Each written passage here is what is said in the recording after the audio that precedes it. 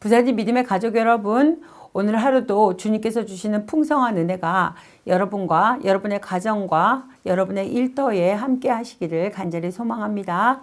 오늘 함께 나누실 하나님의 말씀은 마가복음 5장 35절부터 43절의 말씀입니다.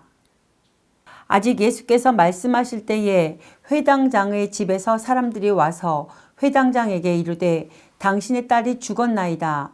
어찌하여 선생을 더 괴롭게 하나이까? 예수께서 그 하는 말을 곁에서 들으시고 회당장에게 이르시되 두려워하지 말고 믿기만 하라 하시고 베드로와 야고보와 야고보의 형제 요한 외에 아무도 따라옴을 허락하지 아니하시고 회당장의 집에 함께 가사 떠드는 것과 사람들이 울며 심히 통곡함을 보시고 들어가서 그들에게 이르시되 너희가 어찌하여 떠들며 우느냐?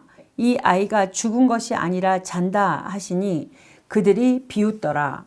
예수께서 그들을 다 내보내신 후에 아이의 부모와 또 자기와 함께 한 자들을 데리시고 아이 있는 곳에 들어가사 그 아이의 손을 잡고 이르시되 달리다 굼 하시니 번역하면 곧 내가 네게 말하노니 소녀야 일어나라 하심이라. 소녀가 곧 일어나서 걸으니 나이가 12살이라. 사람들이 곧 크게 놀라고 놀랐거늘 예수께서 이 일을 아무도 알지 못하게 하라고 그들을 많이 경계하시고 이에 소녀에게 먹을 거라 주라 하시니라. 아멘. 어제 본문 23절을 보게 되면 회당장 야이로가 처음에 와서 주님께 간청한 일은 자기의 딸이 거의 죽게 되었으니 와서 고쳐달라는 것이었습니다. 그런데 혈류증을 앓은 여인을 고치시고 시간이 조금 흐르시면서 계속해서 말씀하실 때에 그의 12살이 된 딸이 죽었다는 보고를 받게 됩니다. 그런데도 주님께서는 아무런 동요나 흔들림 없이 36절 말씀에 보시면 두려워하지 말고 믿기만 하라고 말씀하십니다. 물론 여기에는 회당장의 딸을 다시 살리시겠다는 의미가 내포되어 있습니다. 회당장에게 주님께 대한 믿음만 있으면 죽은 딸도 살아날 수 있었습니다. 이후의 내용으로 미루어 볼 때에 회당장에게는 아마도 주님이 요구하시는 믿음이 있었던 것 같습니다. 이러한 사실에서 보듯이 하나님은 언제라도 우리를 도울 준비를 하고 계십니다. 하나님께서는 친히 말씀하시기를 이사야 41장 10절 말씀입니다. 두려워하지 말라. 내가 너와 함께함이라. 놀라지 말라. 나는 내 하나님이 됨이라. 내가 너를 굳세게 하리라. 참으로 너를 도와주리라. 참으로 나의 의로운 오른손으로 너를 붙들리라. 고 약속하고 계십니다. 히브리서 기자도 주는 나를 돕는 자라고 고백하고 있습니다. 하나님은 우리를 외면하지 않고 도우시는 분이십니다. 그런데 다만 문제는 우리에게 하나님께서 우리를 도우시는 근거가 되는 믿음이 있느냐 하는 것입니다. 믿음은 하나님으로 우리를 돕게 하는 원동력이 됩니다. 사랑하는 믿음의 식구 여러분, 하나님께 대한 확고한 믿음을 가지시기를 간절히 소망합니다. 주님은 언제든지 우리를 도우실 준비를 하고 계신 분이심을 믿으시기 바랍니다. 이 땅에서 어떠한 일을 만나든지 절대로 요동하지 말고 오히려 침착하게 믿음을 가지고 하나님께 나아오십시오. 그리하면 홍해와 같은 막막한 문제이든 여리고 성과 같은 철벽과 같은 문제이든 모든 하나님의 능력 앞에서 열리고 무너지는 역사가 일어나게 될 것입니다. 39절을 보게 되면 주님은 떠들고 우는 자들을 향해 이 아이가 죽은 것이 아니라 잔다라고 말씀하셨습니다. 그리고 40절에 보시게 되면 이러한 주님의 말씀에 대해 주변 사람들은 비웃었습니다.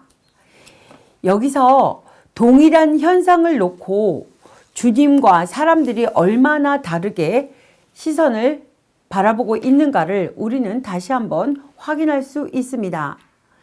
예수를 아는 자와 모르는 자의 차이가 이렇게 삶과 죽음을 결정합니다. 불신의 사람들에게 죽음은 늘 애곡의 소식일 뿐이고 구원은 비웃음의 소식일 뿐입니다.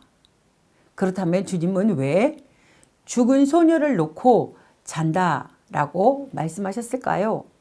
왜냐하면 주님께서는 죽은 지 이미 나흘이나 되어 부패하기 시작한 냄새가 나는 나사로에 대해서도 잔다라고 말씀하신 적이 있기 때문입니다.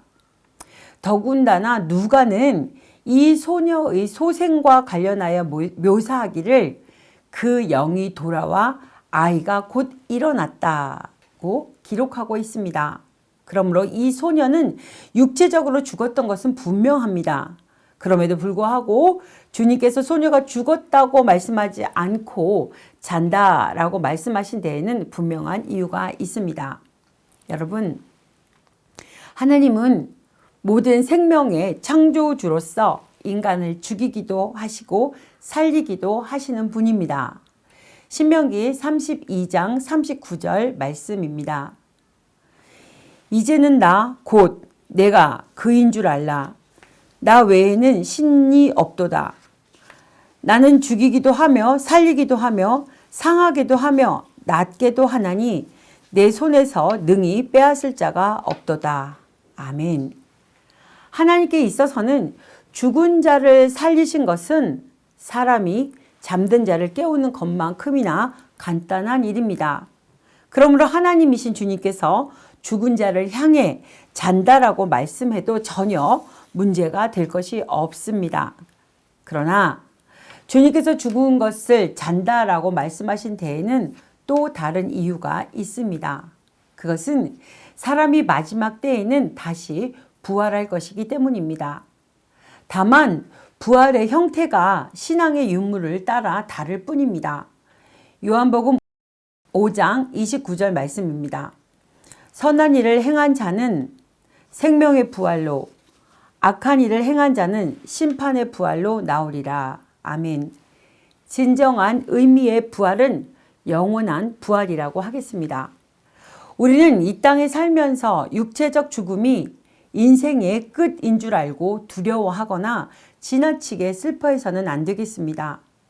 참으로 주님을 믿지 않는 모든 이에게 죽음은 그야말로 모든 소망과 기쁨이 끊어지는 생의 마침표로서 공포의 대상일 수밖에 없지만 우리는 성도에게 있어 죽음이라는 것은 이 땅의 모든 수고를 그치고 영생으로 가기 위한 잠시의 쉼표에 불과한 것임을 믿으시기 바랍니다.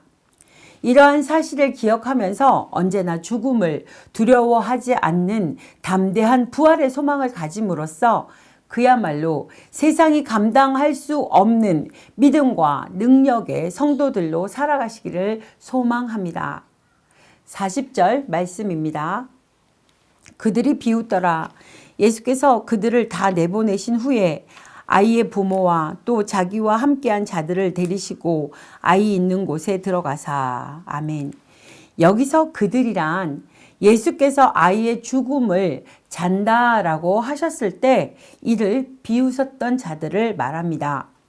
주님은 이처럼 당신의 말씀을 비웃고 도저히 믿지 않으려는 자들을 배제하시고 오직 택한 제자들과 당신을 끝까지 믿은 아이의 부모만을 어린 소녀를 죽음에서 다시 소생시키는 놀라운 기적의 현장에 동참하게 하셨습니다.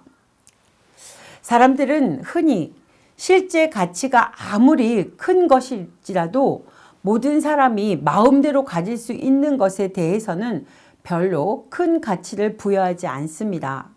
반대로 실제 가치가 아무리 적은 것이라도 소수의 사람만이 가질 수 있는 것에 대해서는 가격을 높이 매기는 경향이 있습니다. 물과 공기는 생명 유지에 필수적인 요소이지만 흔하기 때문에 시장 가격이 없어도 다이아몬드는 우리가 살아가는데 필수적인 것은 아님에도 희귀하기 때문에 높은 가격이 매겨져 귀하게 취급되곤 합니다. 이러한 현상을 희소성의 원리라고 부르는데요. 오늘날에는 환경오염이 심해지자 사람들이 점차 맑은 물과 공기에 대해서도 그 가치를 깨달아가고 있는 것 같습니다. 여러분, 복음의 진리와 은혜도 큰 가치가 있음을 다시 한번 깨닫는 귀한 은혜가 있으시기를 소망합니다. 복음이야말로 영생을 가져다주는 유일무이한 진리일 뿐만 아니라 모든 지혜와 장수와 존귀의 근원이 되는 보배입니다. 하나님께서 여러분에게 말씀을 주시고 은혜로 불러주실 때 이를 기쁨으로 받아 소중하게 간직하시기를 부탁드립니다. 왜냐하면 복음의 진리와 은혜는 모든 사람들에게 주어졌으나 오직 택함 받은 사람만이 깨달아 누릴 수 있는 것이기 때문입니다. 사랑하는 믿음의 식구 여러분, 회당장 야이로는 은혜를 받기 위해 모든 체면과 위신을 버리고 오직 겸손하고 단순한 믿음으로 주님 앞에 나아감으로써 넘치는 은혜를 받았습니다. 우리도 오직 겸손과 믿음을 가지고 주님의 은혜를 사모함으로써 언제나 충만하고 완전한 은혜를 받아 누리시는 저와 여러분이 되시기를 간절히 소망합니다. 기도하시겠습니다. 우리의 삶의 주인이신 하나님, 한없이 연약한 우리들을 긍휼히 여겨주시고 믿음을 지켜나아갈 수 있도록 붙잡아 주시옵소서. 우리가 기도할 때 우리의 손과 마음을 잡아주시고 우리의 간절한 마음까지도 헤아려 주시는 주님을 간절히 기대합니다. 우리의 생명의 주관자이신 하나님을 의지하고 신뢰하고 나아갑니다. 주님, 홀로 영광 받으옵소서. 예수님의 이름으로 기도드립니다. 아멘.